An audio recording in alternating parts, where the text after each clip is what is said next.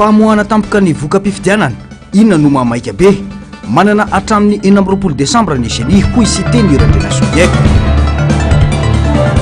fifidianana be ny tanàna sy mpanolo-tsaina sahi manova raiso ny andraikitra fano dia avereny ny fifidianana iny hoy iradiranyirina taona 2024 ho mafy ny fiatrian'ny malagasy azy hoy ny mpahay toekarena feno ny fepetra rehetra vao angona ampelatanana avokoa ny pirofo ny amin'ny fisina osika manamarina ny tsy fahatomombana ny fifidianana be ny tanàna teto Antananarivo renivohitra ny aloha nandritra ary taorian'ny fifidianana ho ny mpisolo vavany atokontsika i Madagasikara napetraka teo anivony fitsarana miady amin'ny fanjakana itolakandro ny fitoriana makasika ireo tsy fanarandalana maro ka andrasana ny amoahana ny tena famarinana voangona teo ampelantanana daholo zany ny pirofo rehetra mapisy ny osika ary ao anatin'izany manomboka any amin'ny ordonnance ka hatramin'ny androm-pifidianana hatramin'ny fihetsika ny manam-pahefana samihafa izay nitongilana dia efa tafapetraka daholo amin'ny pirofo dia voaray soamantsara eto amin'ny tribunaly administratif zany dia ho hitantsika eo satria tsy maintsy hisy ny ina moa zany izy teo ny audience zany izay hitsarana n'izay zavatra dia eo tsika mahita zany hoe tena manao ary tena mitsara ve araky ny zay voalaza ao anatin'ny lalàna zay nitanysainay daholo ao anatin'ny fangatanay dia ho hitantsika eo moa ny toy an'izay zay fangatana zay napetraka eto zay mialoha ny famoahana mpabe maso ny voka-pifidianana vonjomaika no azon'ireo antoko politika sy ny olo-pirenena mametraka fitoriana tsy maintsy napetraka androany zany satria Rampitso Zuma no amoaka ny voka-pifidianana vonjomaika ny seni raha ny tety andro navoakan'izy ireo ny maraina teo amin'ny tambazotra sosialy Facebook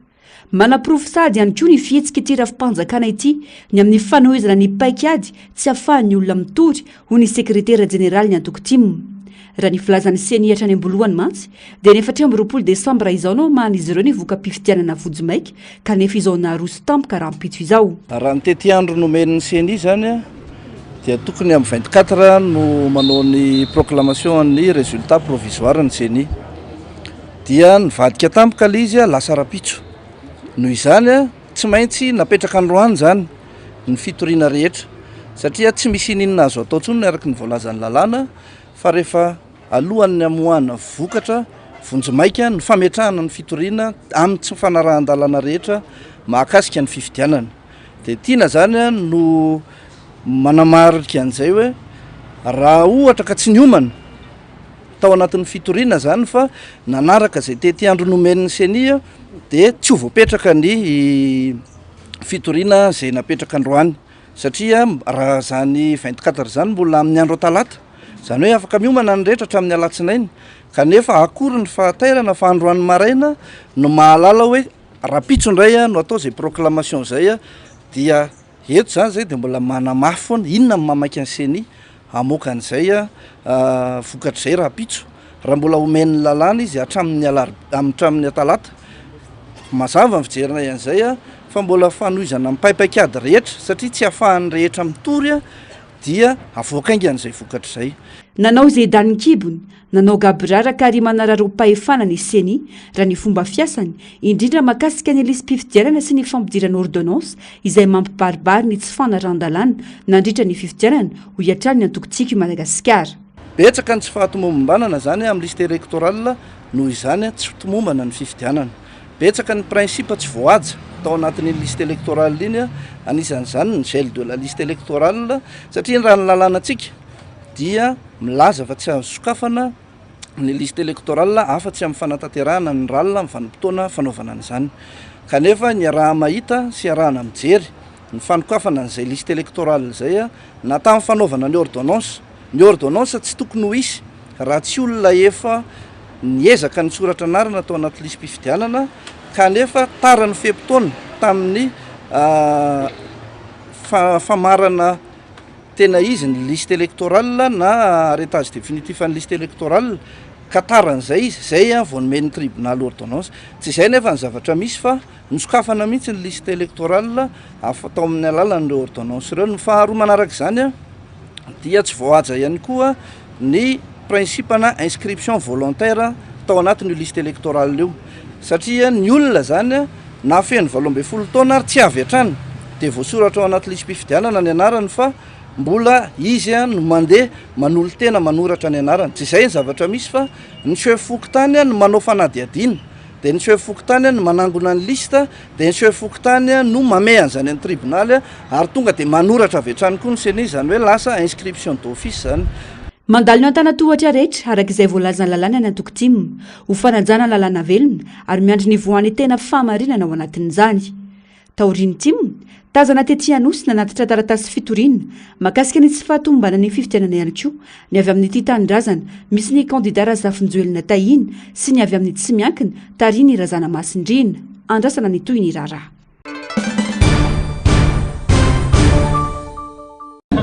Izay eto ty hoe iny jerevako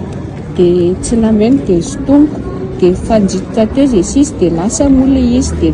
voaka vavahady izy dia tonga an'izay izy mifiverenana nakao amin'ny salle 3 za moa tsy afaka mitsofoka ao fa tsy ao amin'ny miasa dia nampanina tsoky ilay ankizy tao hoe jereo ao io fa tsy mety zavatra ataony io dia zao no nateny hoe teny inona moa tizy ty teny anjezika no nazahoany an'ilay karapifidianana teny anjezika zay dia le teo an'izay tato ambadika tato ry zareo ny konkonina dia tonga hifidy dia niteny anamako hoe misy olona ihiko ary reto tsy fa mba hampio ary reto dia zay azo moa ilay karapanonjy karapifidianana dia nomeko any zareo teo ako sara sala teo e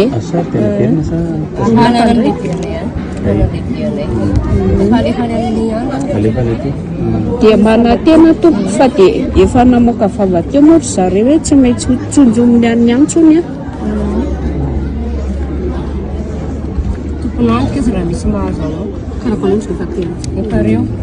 dia sarin'ilay vehivavy tamin'ny voalohany any amin'ny sitsaka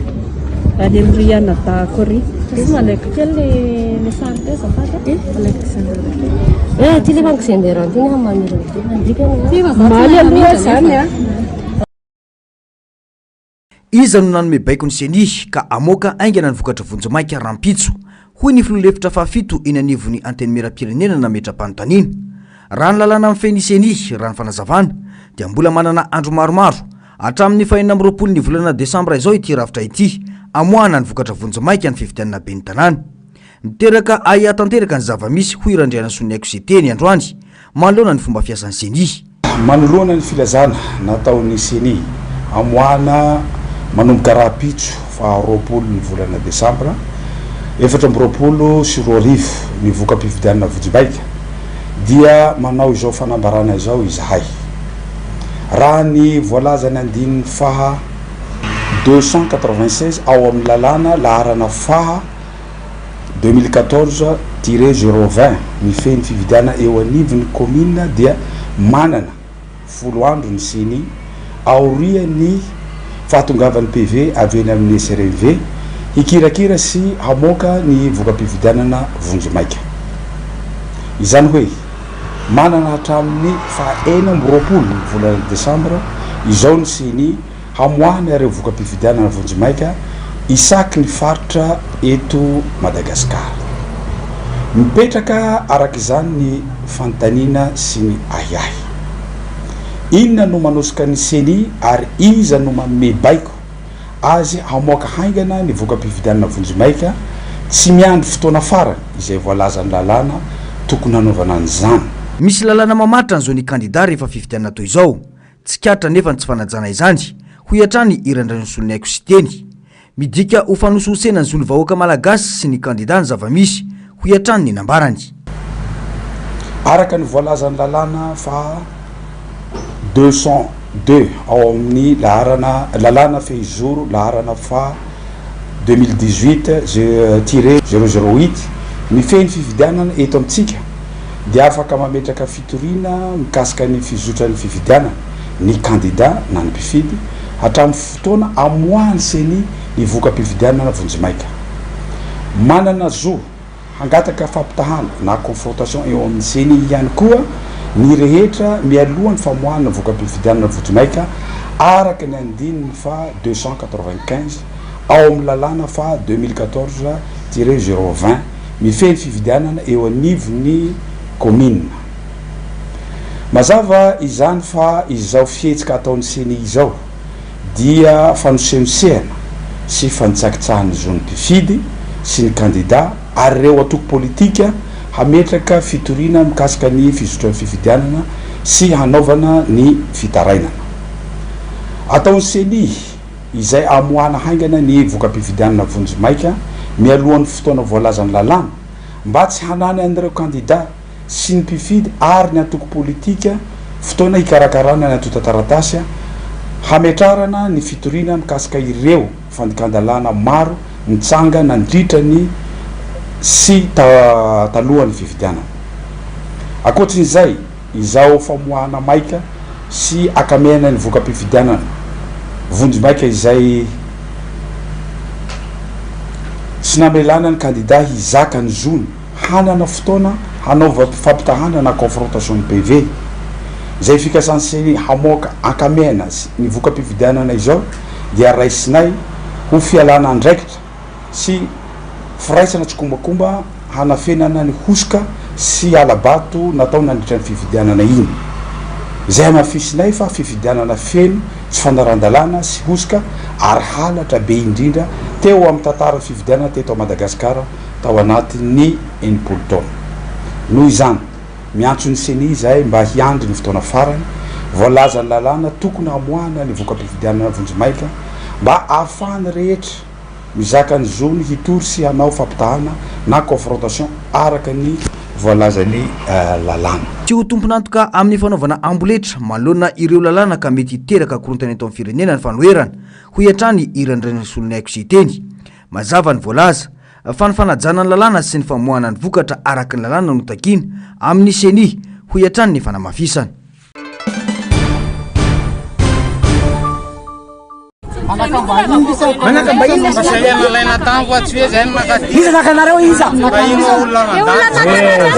Grave nareo zao. Grave nareo lese. Enjana mihitsy nareo. Sove lese minan'ny magano tote mbola so. Kinaripe lese gatsanalla.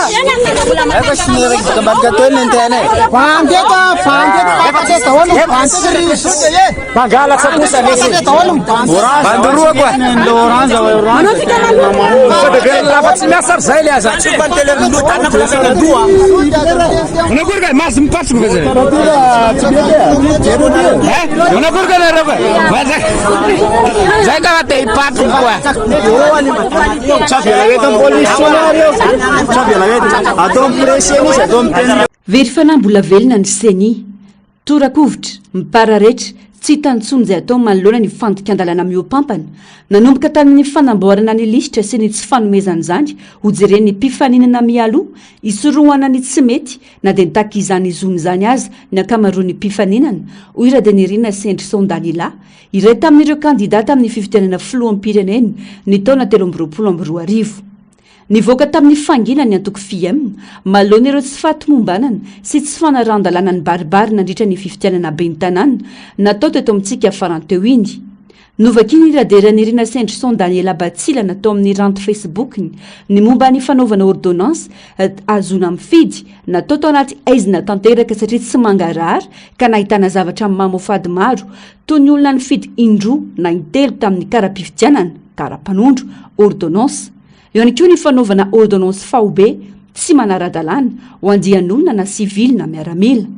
Teo koa ny kolokolo-pifidianana kalamanjana toy ny fividianana ny olona amin'ny fizarana fanomezana toy ny vary, ny vola, ny karatra lazaina fa hazona vola ho zaraina. Teo koa ny fantikihana ny lalàna amin'ny andro fanginana izay voarara ho an'ny olona rehetra, indrindra fa ho an'ny filoham-pirenena izay niantso tsy miafina ny vahoaka hifidy ireo kandidata miaradia aminy. Teo koa ny fanesorana tsy amin'ny antony ireo mpitantana eny amin'ny fokontany, ny fiparitany bileta sandoka efa misy safidy voamarika, ny fampitahorana ireo mpanaramaso isantsokajy nandritra ny andro mpifidianana, ny fampiasana ny fahefa-panjakana avy amin'ireo tompona andraikitra isan'ambaratonga manao na miaro ny asa fandosona ny safidim-bahoaka ho ihany ny fanamafisany filohany antoko FM izay nilaza fa sary toerana ny CENI manoloana ireo rehetra ireo.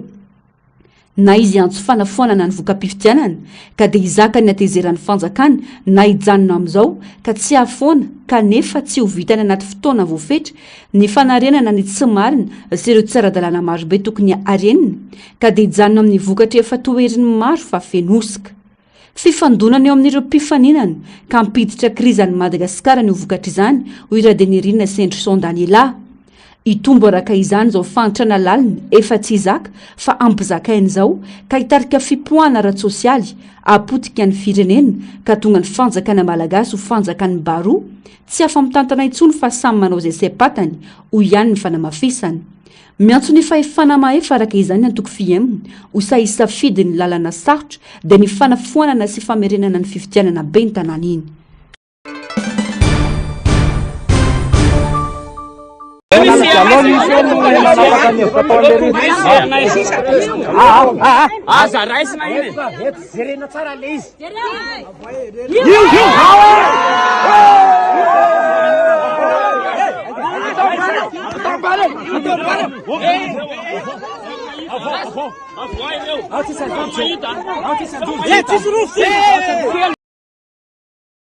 Ny ariary ary tsy takony hanafenina ny osoka sy ny fanomezana tombontsoa manokana ho anna kandida izay lazaina fa miaraka amin'ny fitondrana ny aloha nandritra ny fifidianana ho ben'ny tanàna natao ny 12 Desambra lasa teo. Andrasana ny ho fanapahan-kevitry ny seni manoloana ny fepetra ho raisiny izy ireo manoloana ireo fandikan-dalàna marobe. Mitodika any amin'ny tirafitra ity ny masony malagasy amin'izao satria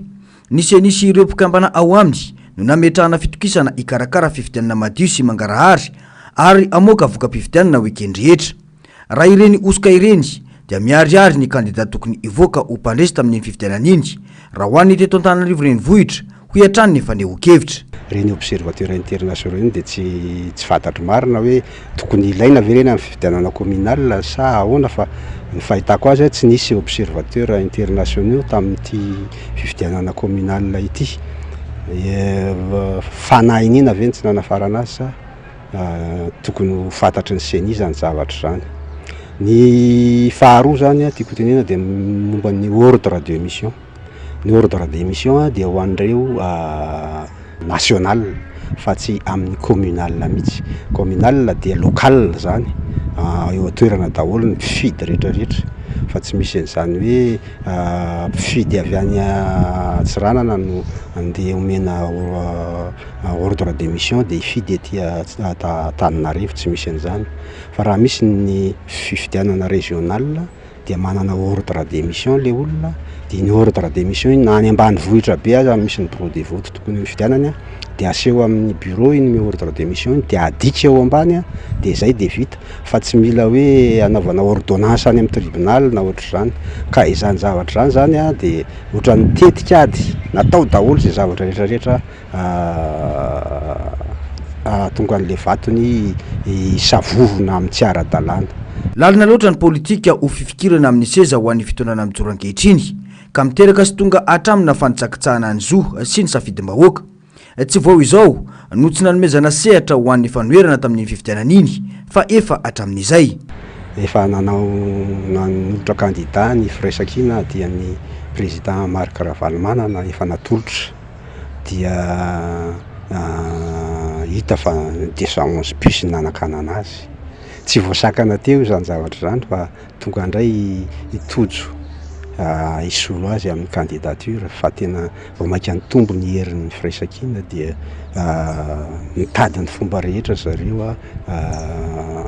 hanakanana an'izany fifidianana izany izay tsy teo ihany moa fifidianana fa nahatonga an zareo hanao zavatra tsy ara-dalàna.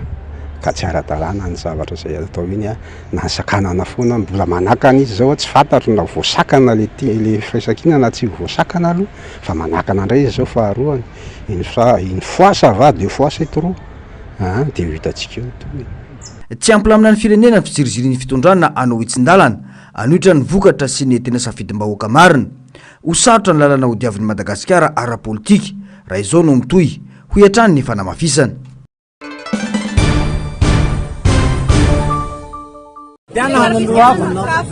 Efa izy mikidy.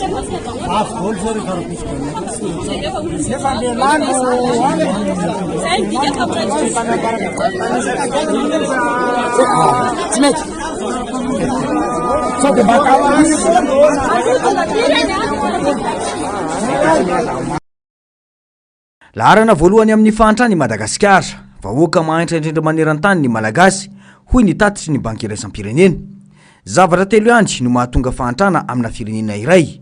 Voalohany amin'izany ny tsy fahaiza mitantana, faharoa ny loza voajanahary, ary ny fahatelo ady an-trano.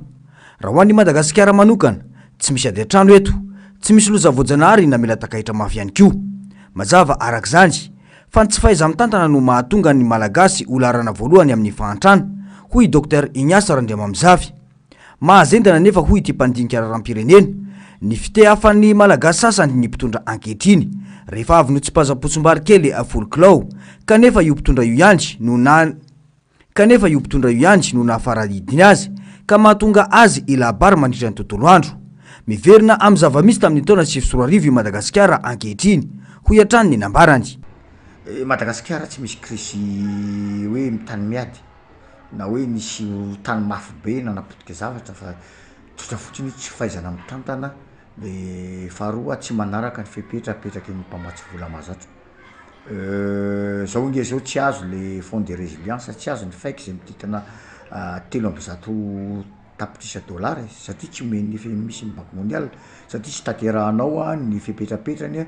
ohatra hoe ny fanaovana ny vidin'ny lasantsy sy gasoil à la pompe manaraka ny fiovan'ny ratany fa tsy fixeny ohatran'io, ohatra hoe tsy azo anaovana subvention intsony jirama. Rehefa ny banque mondiale sy ny FMI tsy manome anao ny satisfisika de tadidio fa tsy misy banque na firenena afaka mamatsy volanao intsony afa-tsy ny aide humanitaire. Zany hoe raha situation tsika io zany de verina tamin'ny 2009 raha ny resaka fifandraisana amin'ny bailleur de fonds mahazatra. De rehefa tratran'izay anao de bloqué daholo de rehetrarehetra satria tadidio fa ny volomen'ny FMI ange aide budgétaire. Ny FMI zany tsy mamatsy volanao anaovanao projet anao any, fa aide budgétaire nataony mba ho stable ny balance de paiement anao, mba ho stable ny budget anao fa tsy any déficit anao. De tsy omeny le vola de nefa ny vao omaly sa tamin'ny fako omaly ny ACC zany efa namoaka fa naraka ny lalam-pandroina zany lay loi de finance initiale iny. De dikan'izany zany satria ary tena nahagagana mihitsy ny hoe any France tratra ny motion de censure hatramin'ny gouvernement tamin'ny loi de finance io, ary sahirana mihitsy zareo fa eto Madagasikara tsy mivaky lohan'izany solombavam-bahoaka malagasy fa tonga de tia de laniny. Fositry ny olana eto amintsika ny solombavam-bahoaka tsy mahagaga raha tsy mitsahatra milentika ny fiainam-pirenena sy ny malagasy. Niakatra 10 faingo 300 ny vidim-piainana, hoy ny ministry ny vola tamin'ny parlementaire nandritra ny fivoriana ara-potoana farany teo. Saingy tehaka mirefitrevitra no nandraisan'ireo maro anisa malona ny fiakarany sorom-bidim-piainana, fa tsy fandravana gouvernemanta noho ny tsy fahaiza mitantana, hoy hatrany ity mpandinika sy mpanaraka raharam-pirenena ity. De tena ny me mihitsy ary tena lasa ny saiko taux d'inflation 10.3%. Dikany hoe taux d'inflation de fiakarany vidim-piainana, fiakarany vidim-piainana 300 isanjato mahery de mitehaka le solombavam-bahoaka na ianao ny tena nitehaka izy de nilaza le misy ny finance hoe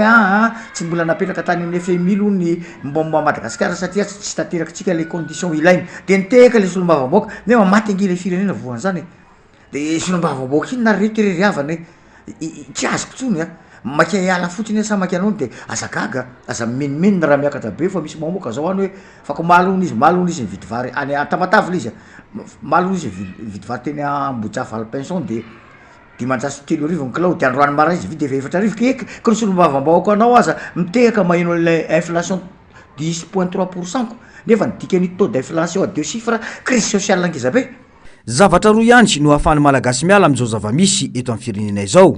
na miantehitra amin'ireo solombavam-bahoaka, azahoana miroso amin'ny fitsipapitokisana sy ny fandravana ny gouvernemanta, na mitsangana mitambatra milaza sy maneho hevitra fa tsy mety intsony izao zava-misy izao, hoy any Dr Ignace Randriamamizavy. Tany manan-karena i Madagasikara, kanefa gisitra indrindra maneran-tany ny malagasy noho ny fahantrana. Tokony ahatonga saina rehetra izao, hoy hatrany ity mpandinika raharam-pirenena ity. Raha nisy famoronana asa teto Madagasikara ka ny asan'ny ankamaroan'ny malagasy dia tsy nisy filaharam-bary satria afaka mividy vary ny rehetra. inina atao izao fampiakarana ny vidim-piainana izao hoy ny fanamafisany mba azahoana amin'ny fehiny vahoaka tsy hitrotra manoloana ny tsy fahaiza mitantana ataon'ireo mpitantanana firenena.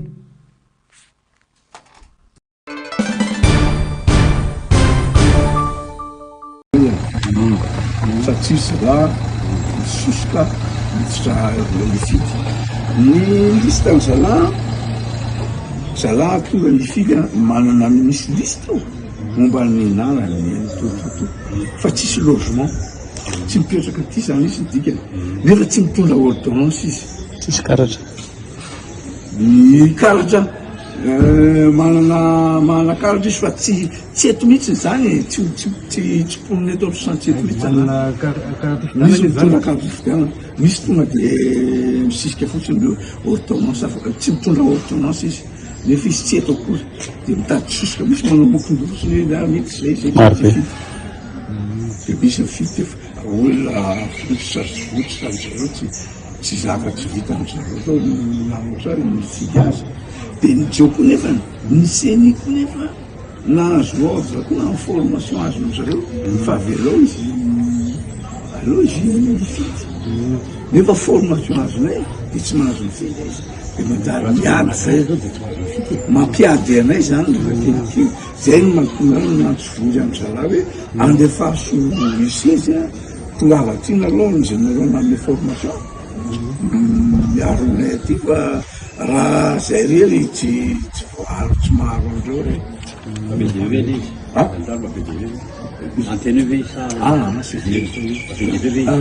izy ke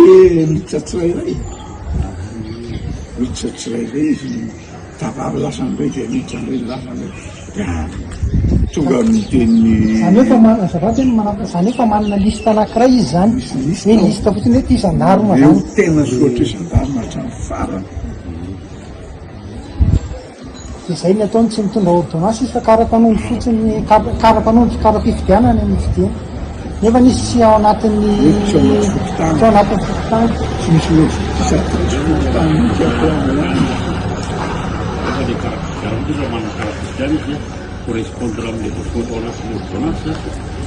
ordonnance ary izy tsy mitondra ny karapifidianana misy adresse fa tsisy azana io raha ohatra ka tsisy anano izy de zay tsy mahalo andreo mihitsy de raha tsy mety avotsitra de maty bibobiboka anakao ty leran'anty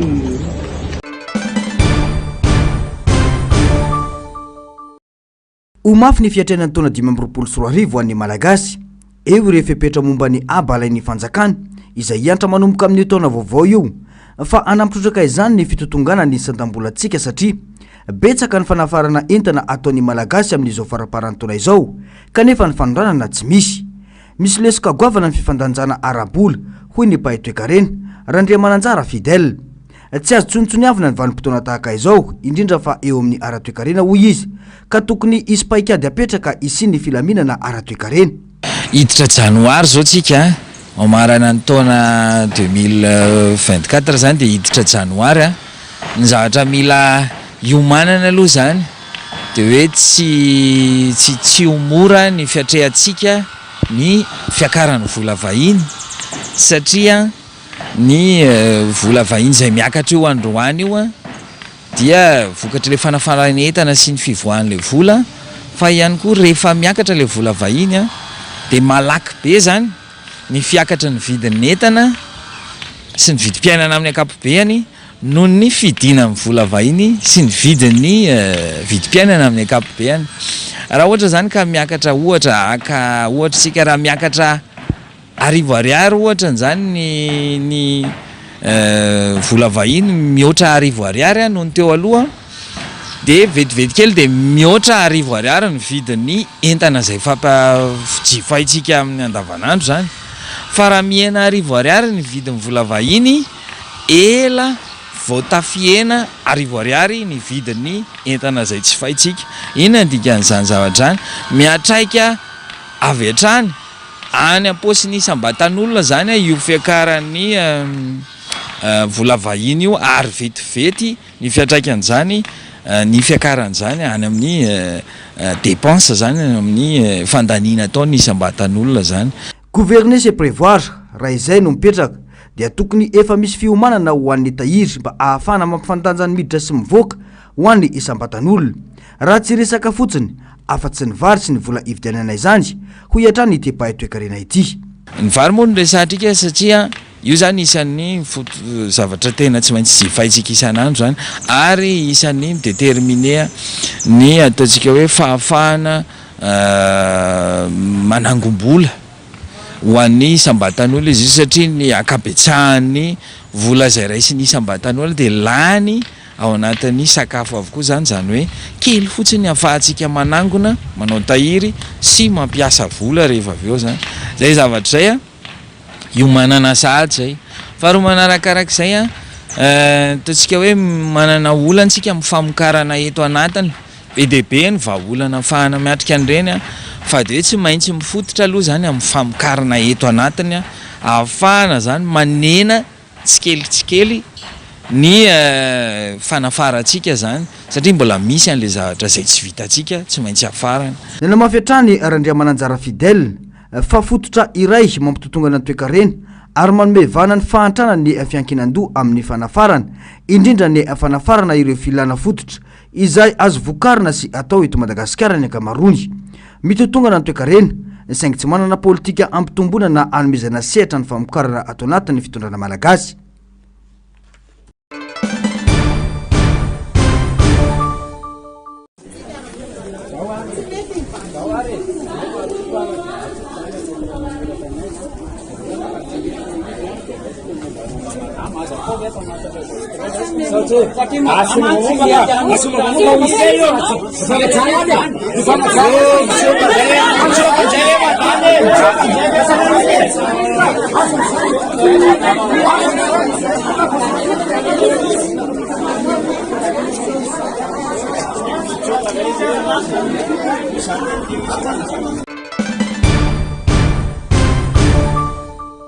Misy olany ny resaka ady tany tato ato manjakazaka tanteraka ny mpanambolan-daniny sy ireo mpampiasa osika milefitra manana ny rariny kosa etsy ankilany tompon-tany.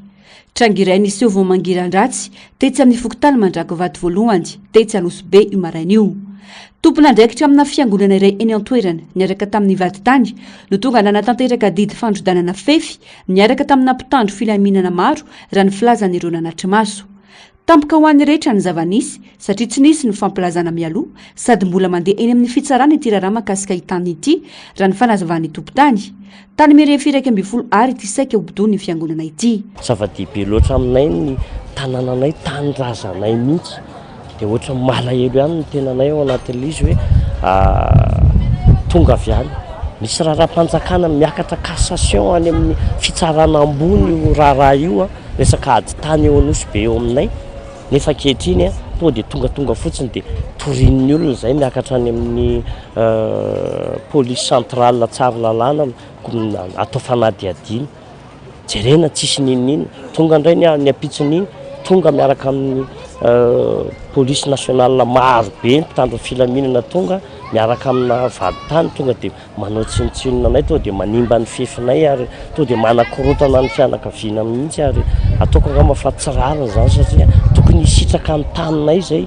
tsy manana fiadanana mihitsy zany ny tompo-tanirazana fa dia zay manana dossier rehetra taratasy rehetra hatramin'ny osika rehetrarehetra ary dinihako fa misy titre efatra eo ambonin'izany taninay zany ary zay mahatonga anay manao annulation de titre any amin'ny fitsarana ambony mba nafahanay mba misitraka ny taninay titre anakefatra miampy olona tsy fantatry zany hoe voasoloko daholo ireo olona ireo. Tsy tanteraka hatramin'ny farany ny fandrodanana no kasaina tao androany. Samy naneho ny taratasy teo ampelantanany teo anatrany vaditany ny rotonta ka miandry ny fidinana ifotony ataon'ny fitsarana eny an-toerana ny 24 janoary ho avy zao. Niala tsikelikely izany ireo mpitandro ny filaminana nanao ny fandrodanana. Oro aloha tsy maintsy nisy ihany satria amin'ny maha-olombelona zany dia malahelo ihany ny tena hoe ahoana moa ny tonga dia misy polisy be tabe tonga avy ihany tonga dia miaraka amin'ny basy mihitsy tonga dia fa tonga dia hoe analan'ny fefin'ny tanànanay na ohatran'izany. Marihana fa pahatany eo an-damosina ny tanànanay zany no alainy zareo. tanyrazana io dia tsy manaiky zany zay fa niaron'izany tanyrazana zay satria napetraka ny ray aman-dreny taminay hoe io ny tanàna very ny dossier tany am-piandohana no nietraketraka dia mazava ho azy zany fa nisy naka ny dossier dia mivarotra tamin'ireo reo olonireo matoa misy olona maromaro manana titre eo ambonin'le tany ka mety fadisony zany mety faux usage de faux ny fahitana azy dia zay mahatonga anay nanao ny annulation. Nilaza ny tsy anaiky hatramin'ny farany ireo tompon-tany raha ny fanamafisana izy ireo ka hijoro hiary ny tanindrazany tsy ho lasa ny mpanambola sy ny vahiny.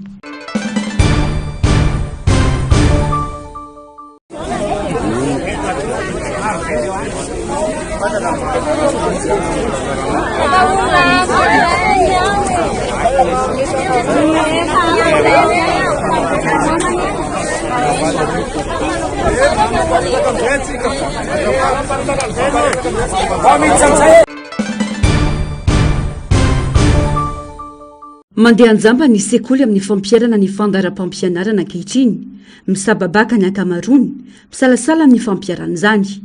Misy ireo sekoly mijano amin'ny fandaharam-pampianarana teo aloha, misy kosa ireo mampiatra ny vaovao. Tsy mitovy ary mampisy elanerana goavana amin'ireo sekoly lehibe izay sokajiana ho an'ny mpanambola sy ny sekoly natokana ho an'ny saram-babe-bahoaka izany. Dia iny ny zanako